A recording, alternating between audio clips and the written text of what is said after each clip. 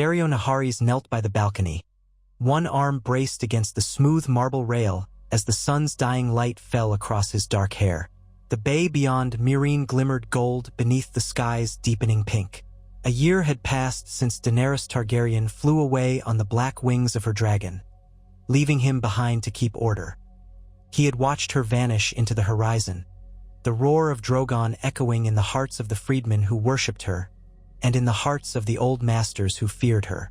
In that moment, Daario had felt something twist inside him, some potent mixture of admiration, loss, and ambition. She had left him to help rule in her stead, an abandonment or a test, he had not yet decided. In the months that followed her departure, the city he had fought for lurched from crisis to crisis.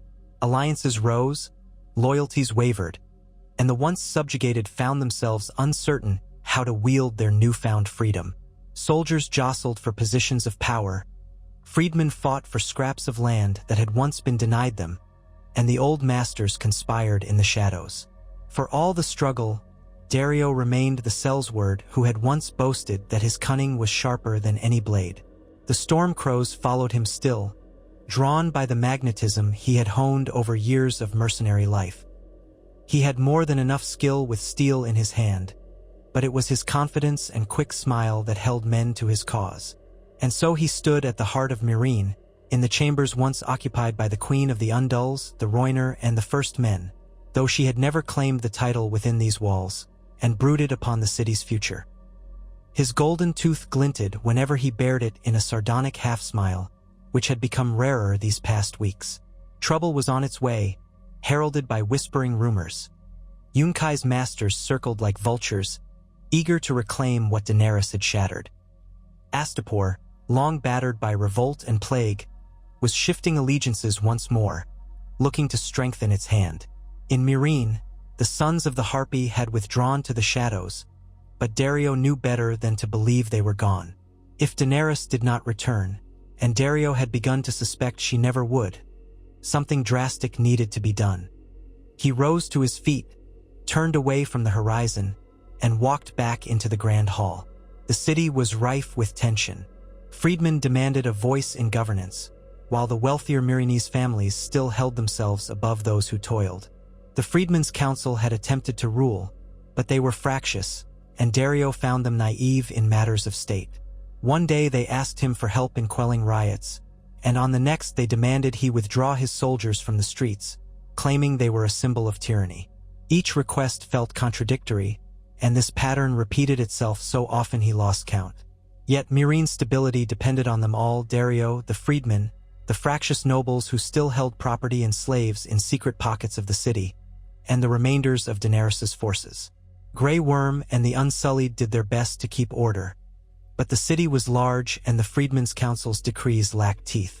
Daario had watched them flounder, watched them turn to him with desperate eyes whenever the sons of the Harpy struck from the shadows.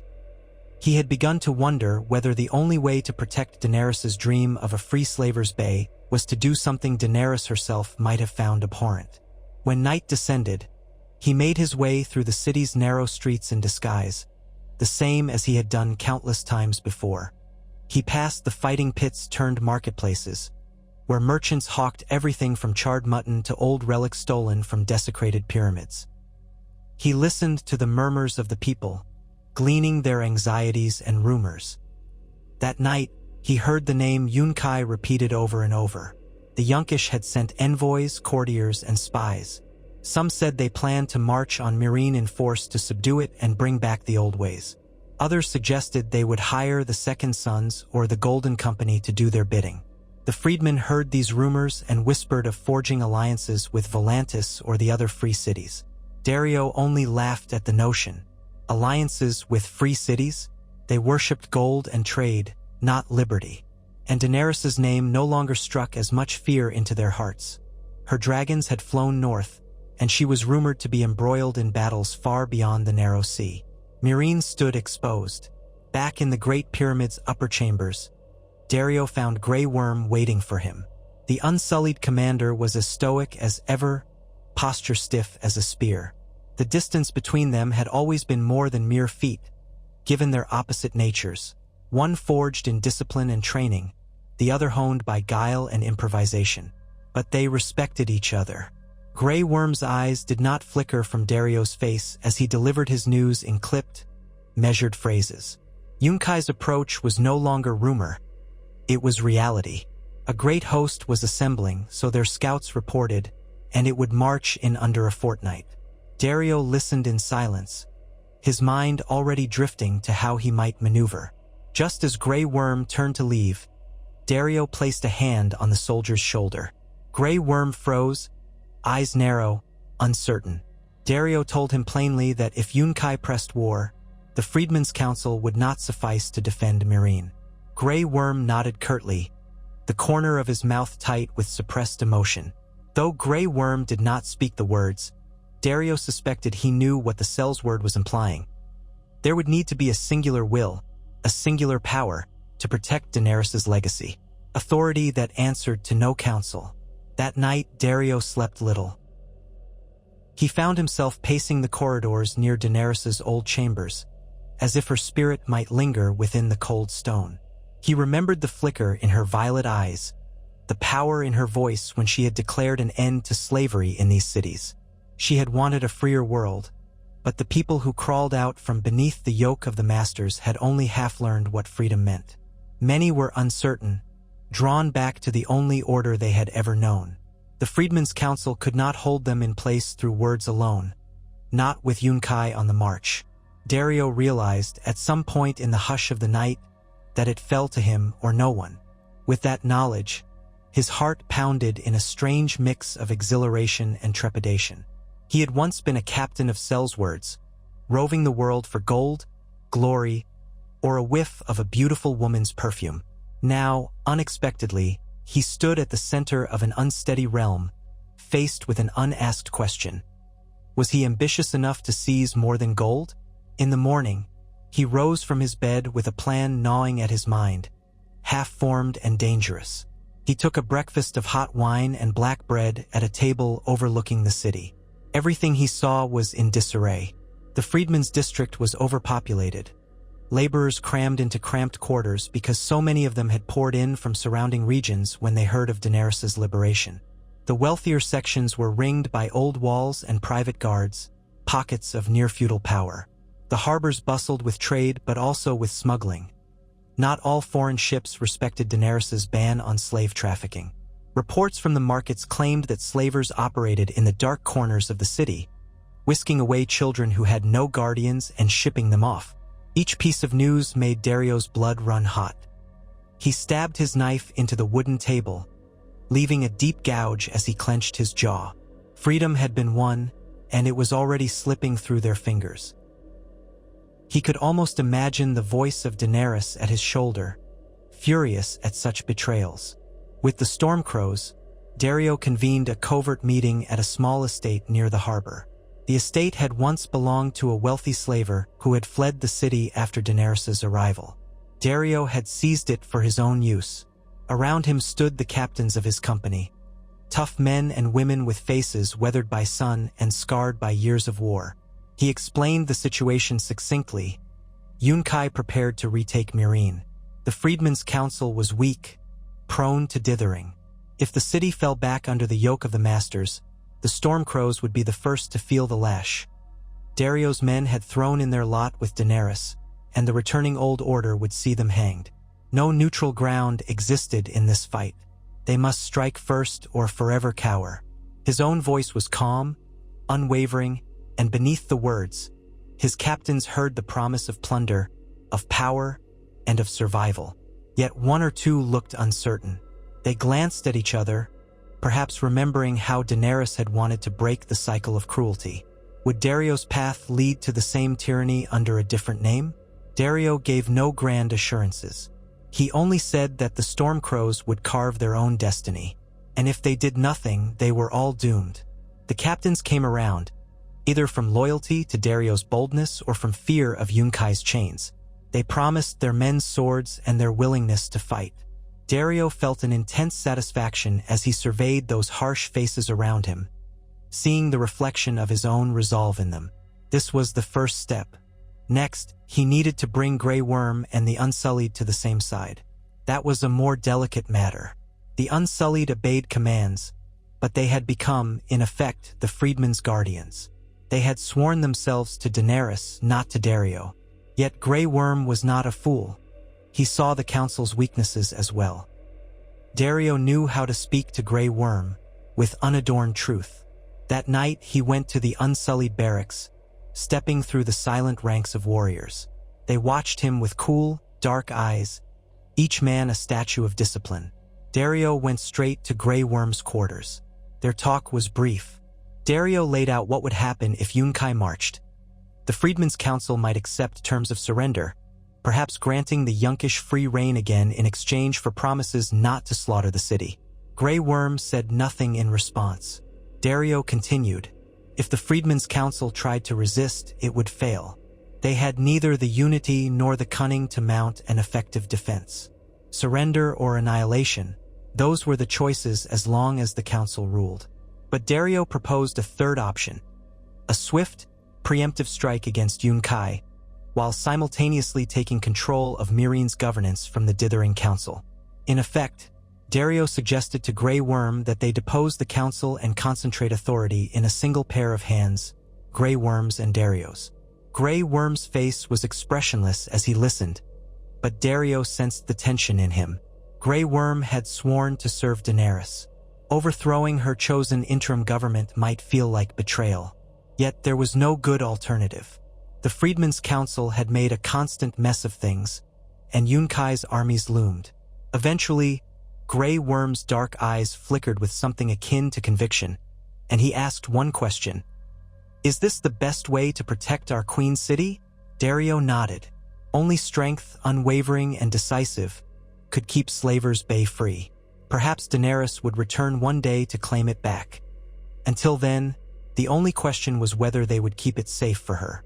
Grey Worm stood, a quiet nod sealing his understanding, if not his full approval. That was enough. Daario breathed out a silent sigh of relief. 2 nights later, a hush settled over Mirine's streets. Daario had arranged for a series of quick strikes. The Freedmen's Council was to be disbanded, peacefully if possible, forcibly if necessary. At the same time, the Stormcrows and the Unsullied would seize the vital areas of the city, arsenals, granaries, city gates, the harbor. So when dawn came, Mirine would awaken to a new order. Daario recognized the dangers. If he failed, he would be branded a traitor and likely executed by an angry mob or a triumphant Yunkish force. But if he succeeded, he would hold the city entire, free from the vacillations of the Freedmen's Council. Grey Worm took charge of the Unsullied squads, moving them into position under the cover of darkness. Daario and his Stormcrows fanned out, each small group assigned to subdue a piece of the city's administration, messenger stations, watchposts, and the Freedmen's Council Hall. When the Freedmen's Council convened near dawn in their ornate hall, only a handful of them had bodyguards. The council had grown complacent behind the watchful eyes of the Unsullied, believing themselves safe. Daario led a dozen of his most trusted men inside. He wore the armor of a Mirinese officer, a facade designed to prevent immediate alarm. The council members, bleary-eyed from their early rise, were caught off guard. Daario approached the table at the center of the chamber, where their leading speaker was adjusting her robes. One of the Freedmen's counselors, a tall man with burn marks on his arms from his time in the fighting pits, rose in alarm, demanding to know why they were interrupted. Daario gave him a polite smile and declared that, by the authority vested in him by the Queen's designated protectors, the Freedmen's Council was disbanded. His men stepped forward, swords half-drawn. At the chamber doors, Unsullied stood motionless, backing him. The Freedmen's counselors shouted protests. A few tried to run. Daario's voice was cool as he promised them fair treatment if they surrendered peacefully. Most gave in, confusion and fear etched on their faces. A few tried to resist, and they were quickly subdued. He commanded the city scribes to record that the Freedmen's Council had stepped down for the good of Mirine. By midday, word would spread that the council had relinquished power, handing it to Daario Naharis and Grey Worm as interim protectors. Meanwhile, across the city, the Unsullied seized key outposts. Their discipline and the relatively small size of the city watch meant there was little fighting.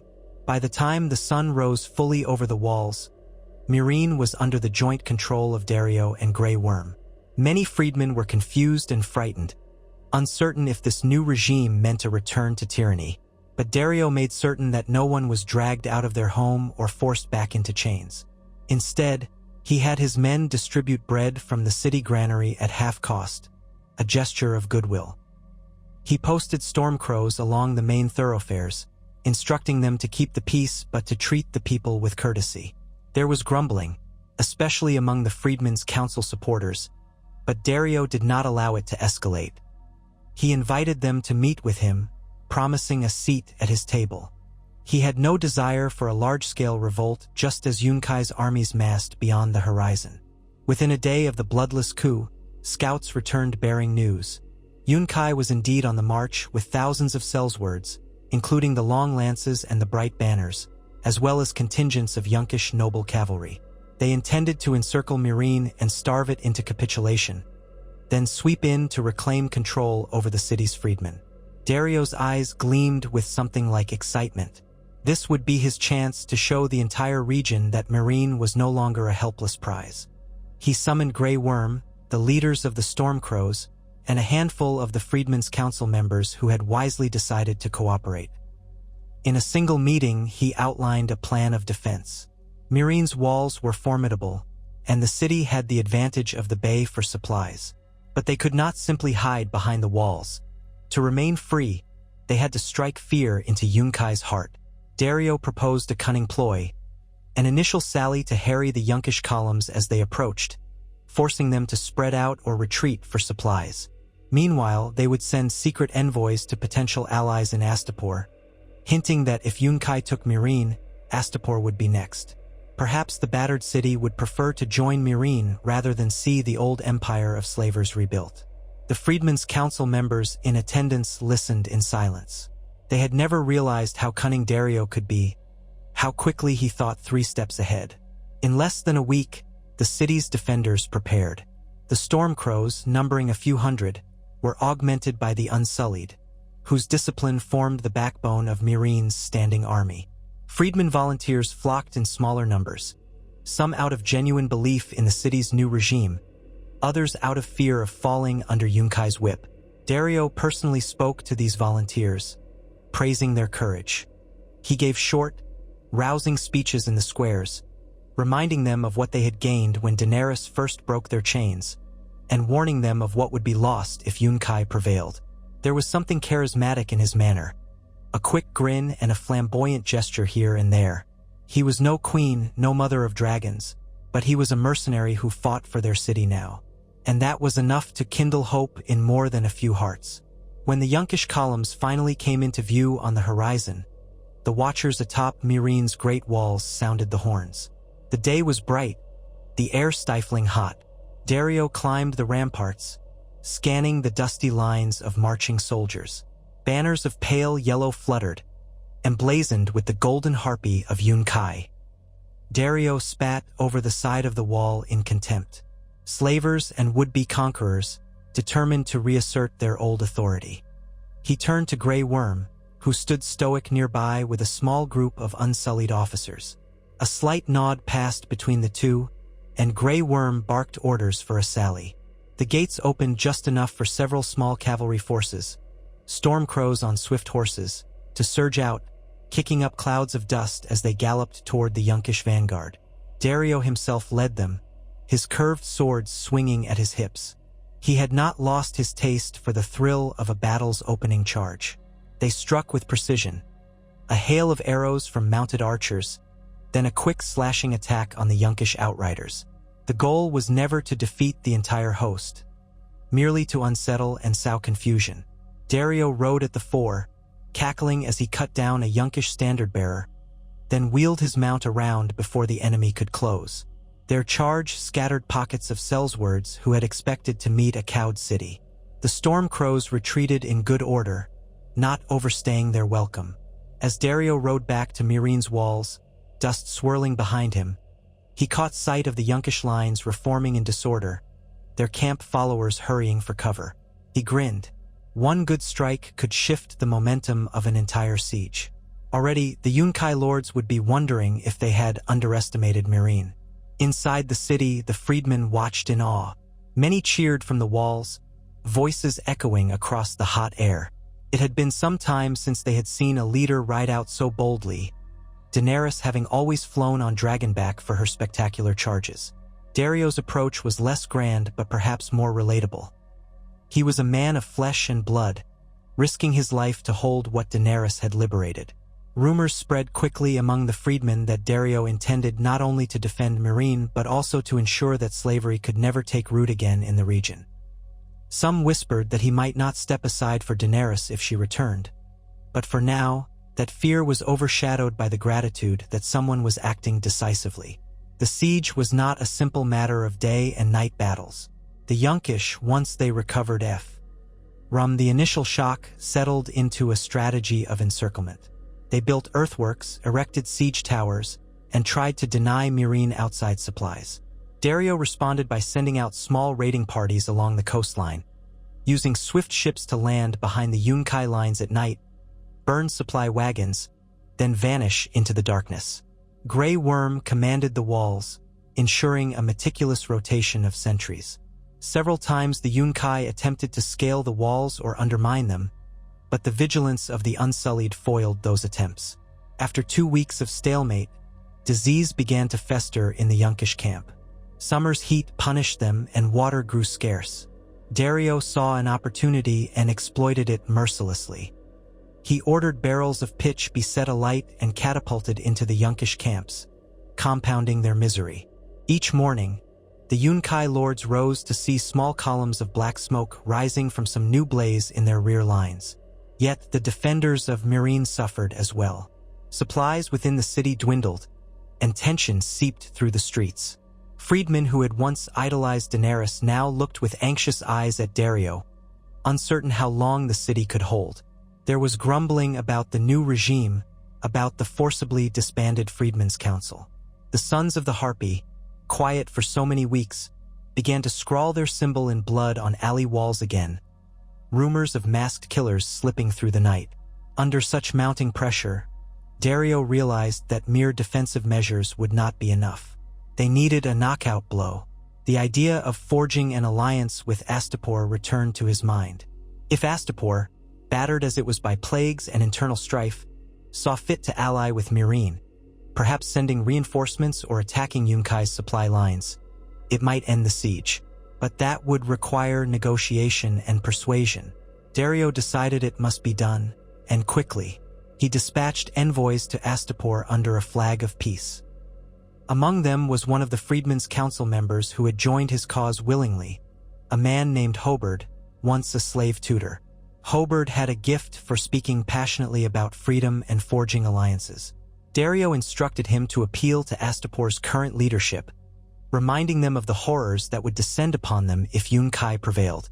Hobard's small delegation slipped out of Meereen by ship, skirting the Yunkish blockade in a midnight run aided by a break in their lines. Days passed in anxious waiting.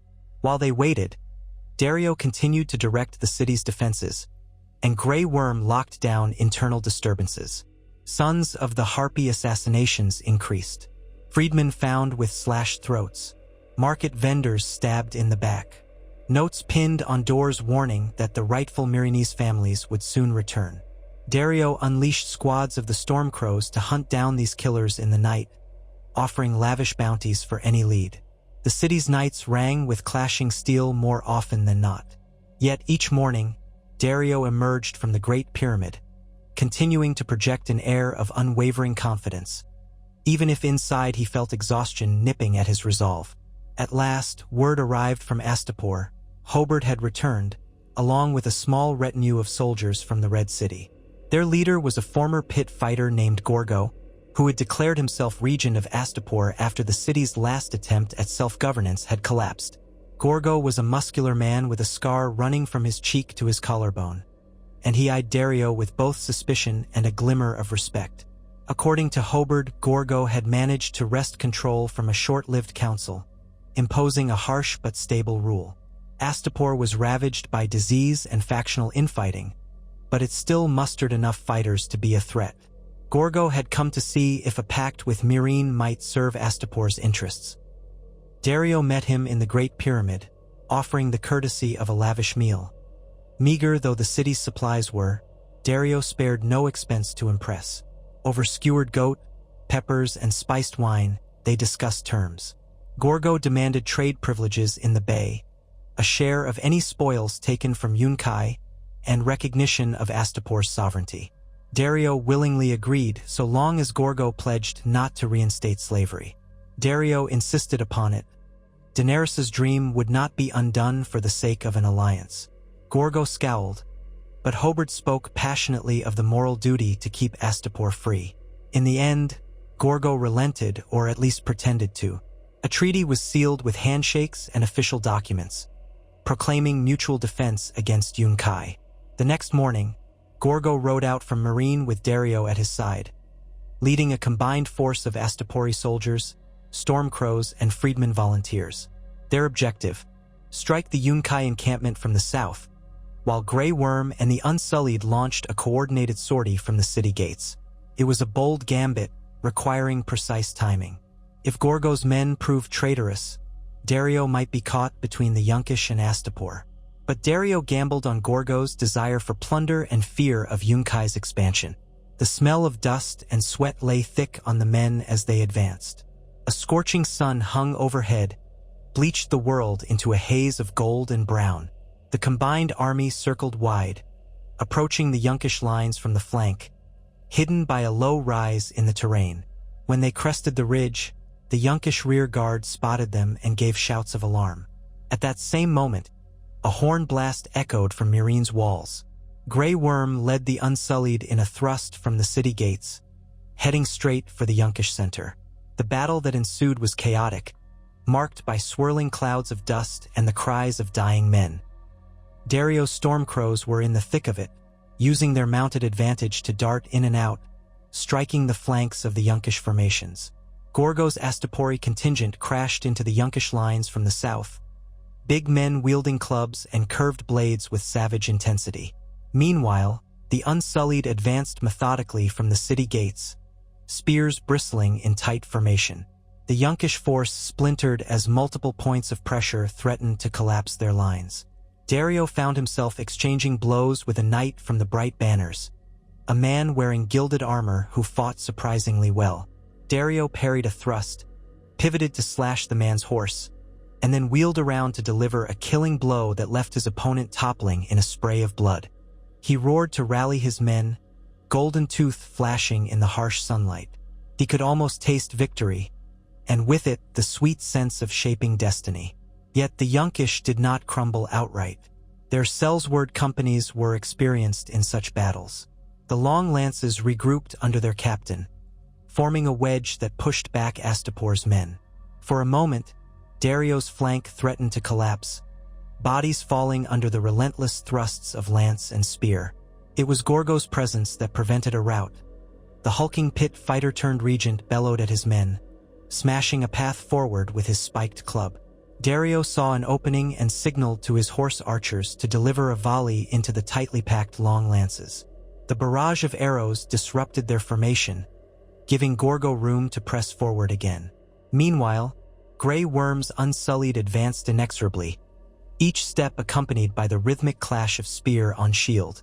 The Yunkish center began to fray under the discipline of the Unsullied. Dusk approached as the Yunkish lines finally broke. Their leadership realized the day was lost. Some Sellswords cast aside their arms and fled, while others tossed their captains from horses to secure their own escape. The Yunkai lords retreated in small knots, swirling away from Myrine's walls with what cavalry they had left. Daario watched them flee, breath heaving, arms spattered with blood. He could have ordered a full pursuit, but his men were tired and the day's victory was enough. With that single, decisive battle, the siege was broken. Yunkai would likely rally again. Slavers did not give up easily, but for now, the field was Daario's. That night, Myrine erupted in celebration. Freedmen cheered in the streets, embracing each other at the news that the Yunkish had been driven off. Fires flickered in braziers, singing and drumming echoed from the plazas, and wine flowed in the taverns. Daario returned to the Great Pyramid, exhausted and triumphant. Grey Worm visited him, silent as always, but there was a slight tilt of respect in the unsullied commander's posture. They had worked well together, forging a shield for the city Naharis had freed. Before Grey Worm departed, Daario poured him a cup of cool water.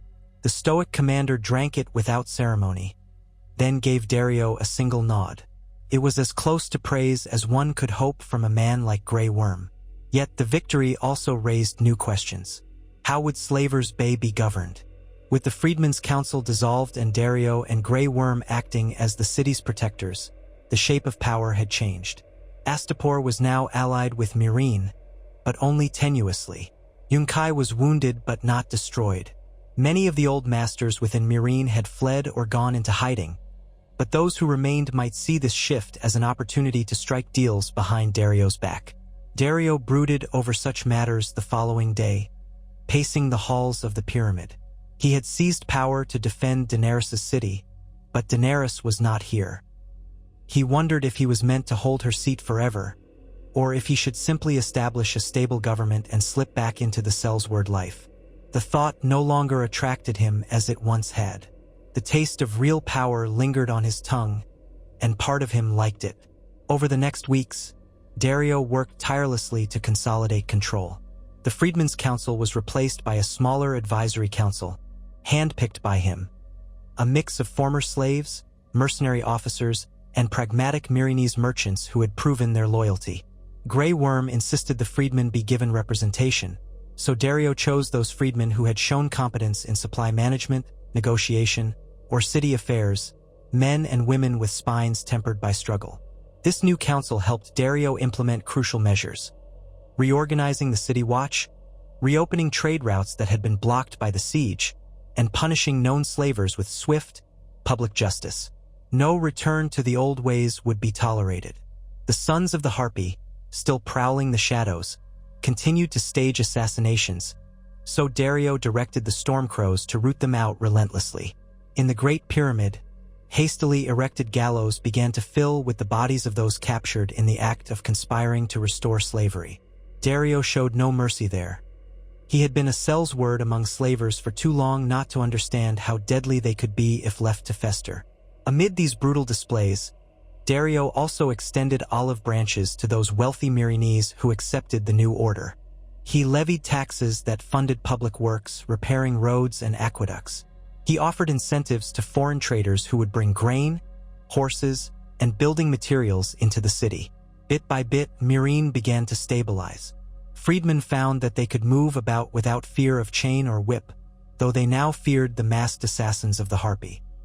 The presence of Grey Worm and the Unsullied on every major street helped reassure them, and Daario's swaggering Stormcrows, though less disciplined, proved effective at deterring crime. One freedman, a tall woman named Sulima who once managed Daenerys' orchard distribution, took notice of the improvements and approached Daario with a proposition. Expand these measures to the rest of Slavers Bay. If Yunkai and other cities threaten them, why not strike first and unify the region? Daario had always enjoyed bold ideas, and this one struck a chord in him. He conferred with Grey Worm and the new council. Most saw the logic. If Meereen stood alone, it would face continual harassment from Yunkai and uncertain alliances with Astapor. But if they took Yunkai, ensuring it could never again raise an army of slavers, they could put an end to that threat once and for all. Rumor said that Yunkai had turned to Volantis for aid, perhaps seeking a fleet or mercenaries. The Freedmen's Council of old would have balked at launching an invasion, but Daario was a man of action. The talk quickly shifted to how best to accomplish the task. Grey Worm insisted on thorough planning. Marching on Yunkai would be no small undertaking. Gorgo and Astapor would have to be appeased, or they might see this as an overreach. Daario found himself relishing the challenge of forging alliances, outmaneuvering enemies, and building something that might endure. As preparations took shape, scouts reported that Yunkai was indeed receiving support from Volantis. A few warships, some Sellsword reinforcements, and caravans of supplies. Daario realized the campaign would be more difficult than a single pitched battle. He also understood that if he triumphed, he would hold not just Meereen but the entire bay, Astapor, Yunkai, and possibly other smaller cities that bowed in fear. Though Daenerys had once yearned to free all slaves, she never fully pacified the region. Daario found himself wondering if he could do what she could not, build a stable empire of the free, under his own banner. The thought left him restless and excited. He had once sworn loyalty to Daenerys, but she was gone. If she returned, perhaps he would offer this empire to her, or perhaps he would keep it for himself. He told no one of these musings, yet they burned in him. Time stretched on and the grand campaign began. Daario, with Grey Worm at his side, led a combined force of Unsullied, Stormcrows, and Freedmen volunteers south, while Gorgo and Astapor's men advanced in parallel. They aimed to encircle Yunkai and force a surrender. The bay shimmered to the east, dotted with warships that hovered at the edge of the horizon. Volantene sails, rumored to be black and gold. Skirmishes erupted along the route, as small Yunkish bands tested their enemy's strength, but these were swiftly defeated. Daario pushed forward, capturing outlying villages that had once served as slave farms. In every place they took, Daario proclaimed freedom from the old Yunkai overlords, promising that any who resisted them would be crushed. Some villages welcomed him, others cowered, but resistance was minimal at first. The real fight awaited them near Yunkai's walls. The city of Yunkai was smaller than Meereen, with less formidable defenses, but the Yunkish had not sat idle since their defeat. The lords had raised new sellsword companies, hired from across the sea. They manned the walls with archers, built new defenses at the gates, and prepared large stores of food within. When Daario's army arrived, the sight of thick walls and a determined foe gave even the most hardened Stormcrow pause. Yet Daario refused to balk. He met with Grey Worm, Gorgo, and the other commanders, outlining a plan of siege. They would tighten a cordon around Yunkai, cutting off any attempt at resupply, while building siege engines to batter the gates. Meanwhile, small teams of infiltrators, Stormcrows adept at cunning tactics, would attempt to slip inside the city and sabotage the defenders from within. This was the moment when trouble brewed. Gorgo balked at the notion of a prolonged siege. Astapor's men were not as disciplined as the Unsullied, and the desert around Yunkai offered little in the way of easy foraging. Disease threatened them if they waited too long in these harsh conditions. Gorgo demanded either a swift assault or a return to Astapor. Daario, unwilling to lose a vital ally, compromised. He promised to launch a major assault within 2 weeks, giving them time to set their siege lines but not drawing the campaign out. Gorgo grudgingly accepted. In private, Daario cursed the man's impatience but recognized that Astapor's presence was vital to convincing the region that Meereen was not alone. During those tense 2 weeks, Daario sent infiltration teams into Yunkai under cover of darkness. Dressed as traders, peasants, or traveling performers, they bribed or threatened their way past the guards. Once inside, they scouted the city's defenses, identified the location of the sellsword barracks, the city granaries, and the main well. Daario's plan hinged on striking these strategic points during the main assault, creating chaos and forcing the defenders to scatter. When the day of the assault arrived, the siege camp bristled with catapults, siege towers, and rams. Banners fluttered above a sea of tents, and the combined army assembled in a wide arc around Yunkai's walls. Daario addressed them from a makeshift platform. He spoke of freedom, of the new world that Daenerys Targaryen had once promised, of the promise that no man, woman, or child would be chained again in Slaver's Bay. He urged them to fight not as slaves to a tyrant but as free folk forging their destiny. The speech roused loud cheers, especially from those freedmen who had personally suffered under Yunkai's lash. Even the Astapori, cynical though they might be, found some spark of fervor in the sellsword's words. Grey Worm said nothing, but his presence at Daario's side, spear raised, spoke volumes. The assault began at dawn. Catapults hurled stones at the walls, while battering rams crashed against the main gates. Yunkai's defenders loosed arrows and rocks, inflicting losses on the attackers as they strove to scale the walls. Smoke and dust clotted the air, screams and war cries mingling in a cacophony. High on the battlements, the Yunkish lords watched with anxious eyes, directing Sellsword captains to plug the breaches. Daario, directing from behind the front lines, gave the signal for his infiltrators inside the city to act. A series of explosions rocked the Yunkish barricades near the eastern gate, flammable stores of oil and pitch that the infiltrators had ignited. Panic spread along the walls as fires raged, and defenders rushed to contain them. Then, storm crows with grappling hooks escalated their ascent, clambering up the weakened section of the fortifications. Grey Worm led the Unsullied in a direct push at the main gate, while Gorgo's men launched a feint on the western side. The Yunkish were overwhelmed by the multiple points of pressure. Daario himself joined the Stormcrows scaling the eastern wall. He scrambled up a rope ladder, swords clanking against his hip. Arrows whizzed by, and he felt a burning graze across his shoulder as one found its mark. He gritted his teeth, hauling himself over the parapet. A Yunkish guard rushed him, spear aimed for his gut. Daario twisted, letting the spear glance off his armor before plunging one of his curved blades into the guard's exposed throat. Blood sprayed the stone. Daario exhaled, feeling a feverish rush in his veins. This was what he knew best. He carved a path along the battlements, clearing them with help from his fellow Stormcrows, who had mastered the deadly dance of close-quarters combat. The infiltration teams within the city now revealed themselves, setting fire to supply depots and attacking Sellsword barracks. Chaos reigned in the streets below. By midday, large sections of Yunkai's walls were in the attackers' hands. The main gate splintered under the pounding of the ram. The Unsullied poured through in disciplined formations, methodically dispatching pockets of resistance. Gorgo's men, though less orderly, made their presence felt by rampaging through the western gate once it fell, looting and killing with savage glee. Daario tried to keep a measure of discipline among his forces, but he was not Naharis. He could not wholly restrain the more bloodthirsty among them. He did, however, issue orders that no freedman was to be harmed, and any attempt to re-enslave or abuse them would be met with an immediate hanging. Some of the Yunkish lords were dragged screaming from their mansions. The city had spent years enjoying the profits of the flesh trade, and now it faced the consequences of its cruelty. By late afternoon, the Yunkai resistance collapsed. The lords who hadn't been captured or killed through opened their doors, begging for mercy. Daario, Grey Worm, and Gorgo strode through the city's grand plaza, where a gilded statue of a harpy loomed overhead. Daario stared at the symbol of Yunkai's oppression with a sneer.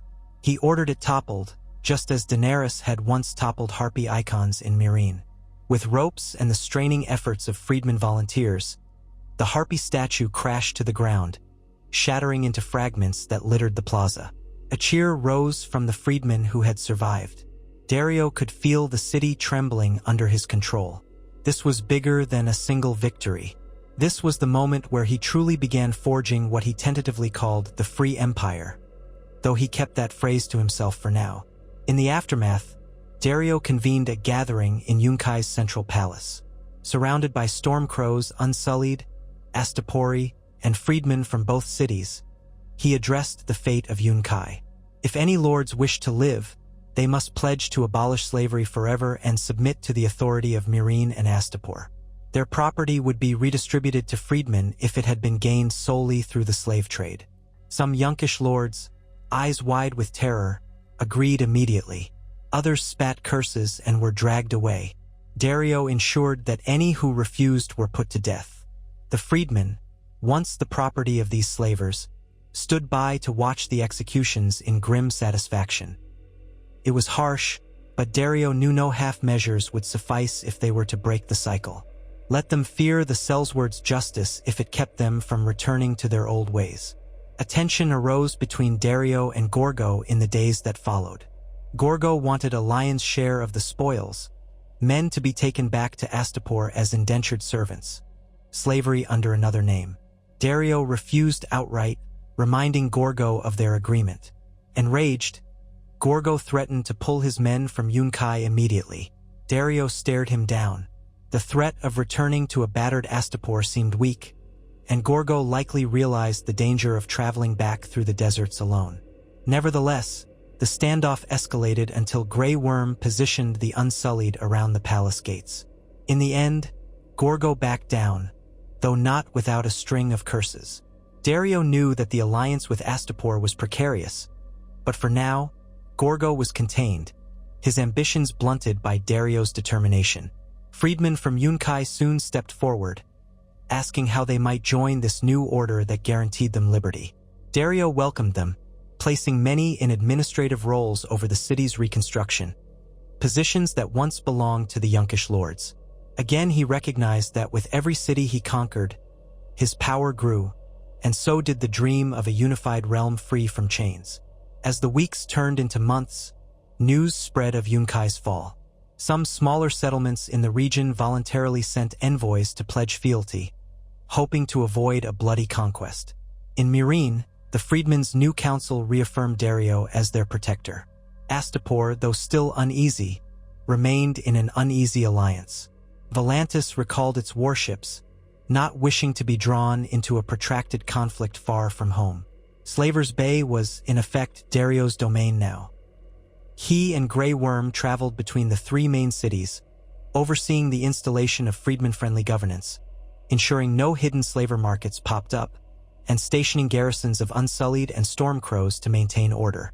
The Freed Empire, as some had begun to whisper, took shape day by day, and Daario found himself at its center, not merely as a war leader but as a ruler who had to negotiate trade agreements, solve disputes between freedmen and old nobility, and plan for the future.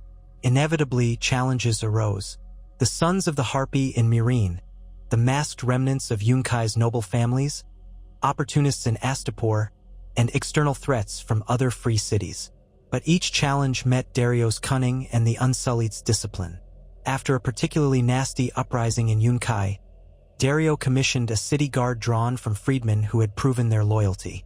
He gave them a mission: hunt down all slaver conspiracies, root them out ruthlessly. The public floggings and executions of conspirators sent a clear message. Some freedmen argued that Naharis would never have allowed such cruelty, but others believed that the slavers needed a harsh deterrent. Daario did not mince words. They would feed us to the dogs if they had the chance. Show them no mercy, and they'll have none to show us. It was a pragmatic stance born of a life spent among sellswords and tyrants. Despite the bloodshed, the freed empire began to prosper in unexpected ways. Open trade routes brought goods from Westeros, the Summer Islands, and beyond. Freedmen established new markets, forging partnerships. The fighting pits, once used for brutal spectacles, were largely converted to training grounds for the freed empire's growing army. Children born to former slaves now had the chance to learn crafts, join guilds, and even serve in local governance structures if they desired. It was not utopia. Corruption, petty violence, and lingering resentments still simmered. But it was a world away from the iron collars and whips of yore. Daario found himself increasingly admired by the freedmen, who saw him as a champion of their cause, though some recognized he was, at heart, still a flamboyant opportunist. Perhaps that was precisely what had allowed him to succeed where Daenerys's idealism had stumbled. Daario was unafraid to be ruthless when needed. A year into this new order, Daario stood on the balcony of the Great Pyramid in Myrine, overlooking the harbor. Ships bearing his new banner, an azure field with crossed golden swords, glided in, laden with grain from Gisker's fertile lands. The city thrived, its streets bustling with more life than he had ever seen. Children ran through the squares. Freedmen hawked wares at colorful stalls. The Sons of the Harpy were a distant menace, nearly extinguished. Beside Daario stood Grey Worm, silent as always. The two men had found a strange partnership. Grey Worm, stoic and principled, complemented Daario's cunning and flair. Neither would have chosen the other as a friend, but in the chaos left by Daenerys's departure, they had forged an alliance that had reshaped Slaver's Bay. Daario exhaled a breath, remembering the day Daenerys had soared away on Drogon's back. If she returned now, what would she see? Would she see her dream made flesh, or a distortion of her ideals? Down in the city, a crowd gathered for a ceremony. Another statue of the harpy, one that had once graced a lesser pyramid, was about to be pulled down. Freedmen shouted in unison, men and women who only a year or two before had worn chains. Daario caught the faint echo of their triumphant cries. He thought of the red-haired queen who had first sparked this revolution, who had left him to guard her city. In her absence, Daario had spread her legacy across the bay, though not as purely as she might have wanted. Yet the people were free. That was the truth of it, or close enough to free. The last chain was not easily shattered, but at least they had begun the work. The next day, Daario addressed the assembled crowds in Myreen's central plaza. He spoke from a raised platform, flanked by Grey Worm and members of his new ruling council. A mix of freedmen, sellswords, and pragmatic Myreenese who recognized which way the wind blew. Thousands gathered, rumors swirling that Daario intended to make a grand announcement. Sunlight glinted off the broken harpy statue behind him, fragments arranged like trophies. Daario's golden tooth caught the light as he offered a roguish grin. He declared that Slaver's Bay was no more. In its place stood the Free Empire, an alliance of Myreen, Yunkai, Astapor, and the outlying towns. He proclaimed an end to all forms of slavery, vowing that any city or lord who tried to reintroduce the practice would face the Empire's wrath. He named Grey Worm as his supreme commander of the freed army, and gave positions of high honor to freedmen who had proven their worth. A wave of cheers met his words, though some listened in awed silence, uncertain if they had traded one form of tyranny for another. Daario did not proclaim himself a king. That title tasted sour in his mouth. Instead, he called himself the Defender of the Free Empire, a cunning title that left room for Naharis if she ever returned with dragons in tow. But in the hearts of many, he was the emperor in all but name. Across the days that followed, new coinage was minted bearing the sigil Daario had chosen, and envoys were sent to the free cities to declare the existence of this free empire. Some responded with skepticism or scorn, but trade deals were struck nonetheless. Money talked louder than prejudice. Freedmen from other lands began to migrate to Slaver's Bay, hoping for a life without chains. The population grew, new industries sprang up, and the freed empire's fleet patrolled the waters to deter pirate raids and slaver ships. Daario found himself shouldering responsibilities beyond any he had ever imagined. In the quiet hours of the night, he sometimes thought about the cost. He had spilled blood, trampled on the Freedmen's Council, and employed merciless tactics. But in so doing, he had carved out a realm that might endure. The future weighed on his mind. This was no sellsword campaign that ended with a bag of gold. This was a new world, and he was at its helm. As the second year dawned since Daenerys' departure, stability took hold in Slaver's Bay. Some new name was needed for it, many said, since Slaver's Bay no longer fit. Ideas floated about Bay of Liberation, Daenerys' Bay, or Free Bay.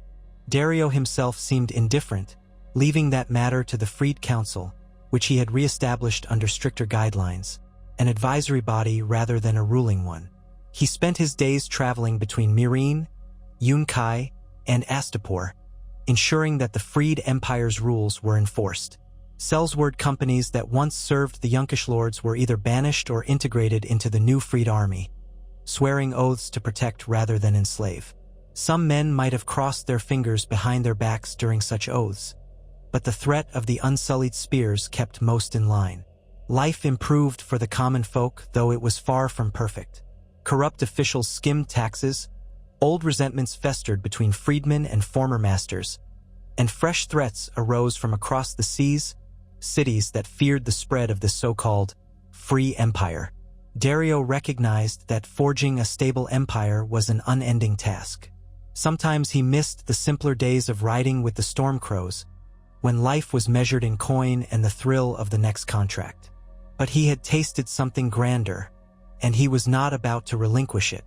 If Daenerys returned, he would stand before her and present what he had built, a legacy of freedom forged in steel and cunning. Whether she would praise or condemn him, he could not say. Maybe part of him hoped she would see his achievements and admire him anew, as the daring sellsword who had once pledged his heart to her. Or perhaps he feared she would be horrified by the ruthlessness of his methods. The seasons shifted. Astapor began to rebuild its great plaza, with assistance from Myrinese engineers. Yunkai's walls bore the scars of recent wars, but freedmen in newly painted homes called out greetings to travelers. Myrine thrived as the capital of this free empire, its harbor bustling with ships from distant lands. Daario established new trade agreements that boosted the economy, and freedmen families found livelihoods beyond menial labor. Spices, silks, and precious metals flowed through the markets, and the freed empire minted its own currency. Coins featuring a pair of crossed rocks on one side and broken shackles on the other. Gray worms unsullied patrolled the main roads, ensuring that no caravans were ambushed or slavers tried to smuggle chained captives. Word spread across Essos of this strange domain where a mercenary-turned ruler enforced an absolute ban on slavery. Some called it an inspiration, others a curiosity. In Volantis, the Triarchs muttered darkly about an upstart empire that might threaten their slave-based economy. In Pentos, wealthy magisters sneered at the idea that one man could hold power with freedmen and ex-slaves alone. Nevertheless, merchants found profit, and so they continued to trade. A major test of Daario's rule came during the third year, when raiders from New Guise, a small but fierce city to the southeast, attacked shipping lanes. These raiders had no love for the freed empire, hoping to seize ships and sell their crews in distant lands. Daario responded by dispatching a fleet of newly built war galleys, commanded by a freedman admiral named Armin the Eagle, who had once been a slave rower aboard a pirate ship. Armin's ships engaged the raiders in a brisk naval campaign, capturing several of their vessels and liberating the enslaved rowers.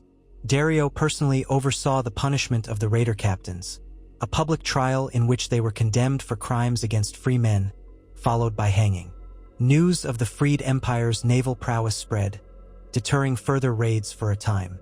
Though the freed empire was still young, it was no easy prey. Daario's mixture of cunning, might, and merciless retribution dissuaded most enemies from testing him. With each passing season, the freed empire settled into a tentative stability. Daario established lines of succession in local governance, so that the freedmen's councils in Yunkai and Astapor would not collapse if a single leader died. He encouraged marriage between freedmen and the local population, hoping that bonds of kinship would soften old animosities. He visited smaller towns, hearing petitions and handing down judgments.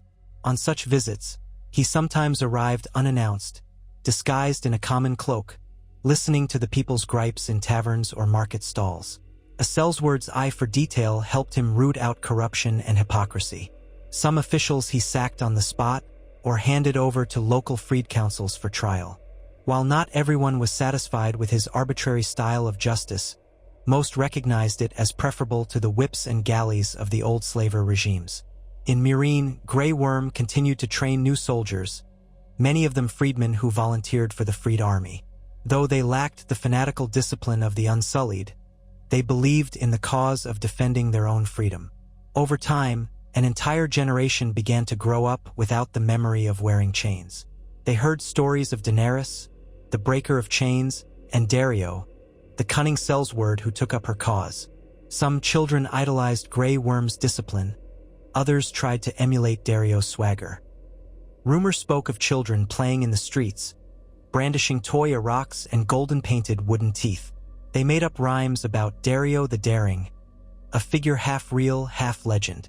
The sellsword who had once been a wandering mercenary smiled wryly upon hearing these tales, unsure how to feel about becoming a folk hero. Beneath the surface, tensions remained. The remnants of Yunkai's noble families still harbored grudges, while Astapor's leadership grumbled over not receiving a greater share of spoils. Gorgo remained in power in Astapor but faced rival factions that blamed him for deferring too much to Daario. Trade fluctuated based on the fortunes of war and rumor. Every so often, slavers tried to creep back in disguise, offering hush-hush deals to wealthy locals. When they were discovered, Daario made an example of them. The freed empire's laws were harsh in that regard, confiscation of property, public flogging, sometimes execution. Critics whispered that Daario was no better than the slavers he replaced, using fear to keep power. But most freedmen took a more pragmatic view. The only way to kill the beast of slavery was to crush its head whenever it appeared. Across the sea, in Westeros, distant rumors spoke of turmoil and conflict, some new war over the Iron Throne. Daenerys's name surfaced in those rumors from time to time, but no clear word reached Essos about her fate. Daario found himself restless on nights when he thought of her. Perhaps she lived still, riding dragons and fighting wars he could only imagine. Would she ever sail back to Slaver's Bay and see the empire he had built? He'd stand before her, a free ruler of free men, offering her the throne if she wished. But maybe she would never return. Maybe she had perished in some distant battle or found new lands to conquer. The freed empire was his to guide, for good or ill. As time passed, many of those who had once cursed Daario for seizing power began to view him as a necessary evil, or even a benevolent figure. Freedmen farmers gained plots of land outside the city walls. Skilled artisans found patrons in this new system, forging arms, tools, and wares for a thriving market. The freed army patrolled roads and sea lanes, ensuring safer travel than this region had known in generations. Though pockets of tyranny and greed persisted, human nature was not so easily changed. Slavery itself had been driven into the darkest corners, forced to operate in constant fear of exposure. Compared to the old days, it felt like a golden era to many. Daario found himself presiding over festivals commemorating the anniversary of Daenerys' liberation of the cities, forging a new cultural identity that merged freedmen's traditions with older Gisker customs. Tensions still flared, but overall, progress continued. One late afternoon, Daario lounged in the throne room of Meereen's Great Pyramid. He had removed the queen's ornate seat months ago, replacing it with a simpler dais adorned with carpets and cushions. He preferred to recline rather than perch on a stiff throne. The hall was filled with swirling incense and the subdued chatter of officials reviewing documents. Doors opened, and a messenger burst in, dusty and breathless, announcing the arrival of a large fleet off the bay's coast. Ships bearing black sails, emblazoned with a golden dragon. Heart-pounding, Daario stood, all manner of thoughts whirling through his mind. Had Daenerys returned? Or was it a hostile fleet from Westeros, using dragon imagery to intimidate? The messenger confessed he did not know. They only saw the sigil from a distance. Grey Worm was already deploying patrols to investigate. Daario's pulse hammered in his throat as he strode to the balcony, scanning the distant horizon where the dark shapes of ships loomed. Could it be her? Could it be the woman who had first set him on this path, come to see what he had wrought in her absence? In that moment, he realized how deeply he still cared for her, how he had built this empire partly in the hope of proving himself worthy. He was ready to greet her as a hero, or defend his realm if the visitors proved hostile. The city seemed to hold its breath, freedmen and old Meereenese alike pausing their labors to crane their necks at the unfamiliar sails. Daario exhaled slowly, forcing himself to remain calm. He had built this empire. If Daenerys Targaryen had come for it, she would find it waiting. If it was an enemy who had chosen the dragon for their banner, they would learn that Slaver's Bay no longer bowed meekly. As the ships approached, there would be a reckoning of love, ambition, and the dream of freedom that Daenerys once lit in the hearts of slaves. Daario's hand rested on the hilt of his arak, his golden tooth flashing in a grin tinged with uncertainty and pride. He had overthrown the masters of Slaver's Bay and founded an empire in her name, in his own name, or perhaps in the name of freedom itself. Now, in the sunset glow, the future spread out before him like the glittering sea, offering triumph and peril in equal measure. He stood ready to face it, for he was Daario Naharis, Sellsword, lover of the Dragon Queen, and now defender of the free empire. Whatever came next, he would meet it with blades drawn and heart unflinching. And so the new era began, beneath a sky streaked with red and gold, as the black-sailed fleet drew ever closer to Meereen's harbor.